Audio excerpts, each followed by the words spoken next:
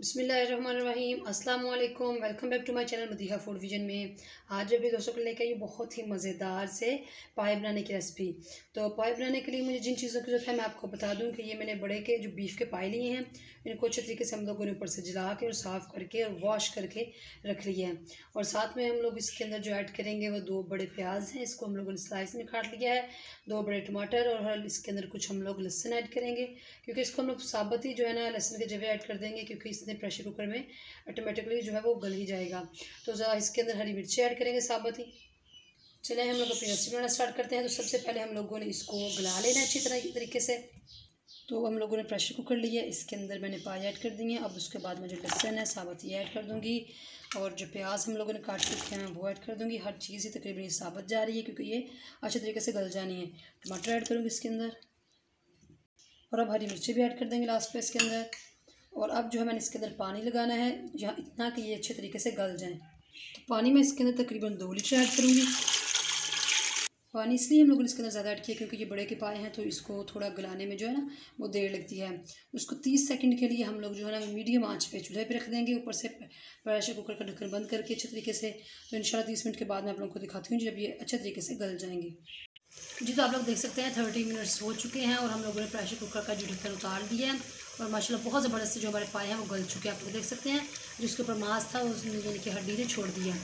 तो आए अब हम लोग इसको निकाल लेते हैं किसी दूसरे बर्तन में, ताकि हम लोग इसकी अच्छे तरीके से बुनाई कर सकें। जी, तो हम लोगों ने पायों को निकाली है बड़ी कढ़ाई में, ताकि इसकी अच्छे तरीके से हम लोग बुनाई कर सकें। तो अब इसमें अंदर थोड़ा सा भी पानी है, तो इसी पानी के अंदर अभी हम लोगों ने ना सारे जो मसाले हैं ड्राई वो ऐड कर देंगे। तो सबसे पहले मैं इसके अंदर सूखा धनिया पाउडर ऐड कर रही हूँ 1 टेबल स्पून, और साथ में 1 टेबल स्पून हम लोग इसके अंदर लाल मिर्च का पाउडर ऐड करेंगे। और ये मिर्च बहुत तीखी है, इसलिए हम लोग ने इसके अंदर 1 टेबल स्पून ऐड किया है। ½ टीस्पून हम लोग इसके अंदर हल्दी ऐड करेंगे, 1 टीस्पून हम लोग इसके अंदर नमक ऐड करेंगे। और इन सारे मसालों के साथ बहुत कम मसाले हम लोगों ने इस्तेमाल किए हैं जो कि आम नॉर्मली घरों में हांडियों में इस्तेमाल होते हैं। तो इनको मिक्स कर देते हैं अच्छे तरीके से पहले। जी, तो आप लोग देख सकते हैं इसमें जो पानी है तकरीबन सारा ड्राई हो चुका है, और जो है ना पायों ने घी छोड़ दिया है। ये बड़े पाए होते हैं तो इसके अंदर ऑलरेडी पहले से बहुत ज़्यादा घी होता है। तब हम लोग इसके अंदर जो है ना ऑयल ऐड करेंगे, तकरीबन बड़ा खाने का चम्मच, ½ कप के करीब हम लोग इसके अंदर सिर्फ ऑयल डालेंगे, क्योंकि पहले ही इसके अंदर काफ़ी सारा घी निकल आया है। तो इसके साथ हम लोगों ने इसकी अच्छे तरीके से बुनाई कर लेनी है तकरीबन 2 से 3 मिनट के लिए। जी, तो हम लोगों ने इसकी 3 मिनट बुनाई कर ली अच्छे तरीके से, और ऑयल भी जो सेपरेट हो चुका है। तब हम लोगों ने इसकी ग्रेवी बनाने के लिए इसके अंदर पानी लगाऊंगी तकरीबन 3 कप के करीब, और इसको हम लोगों ने अच्छे तरीके से मिक्स कर लेना है चारों तरफ से। इसके अंदर मैंने अब 4 कप डाले हैं, यानी कि 3 कप पहले डाले, फिर 1 कप और डाला है, और इसके अंदर थोड़े से डिप हो गए हैं।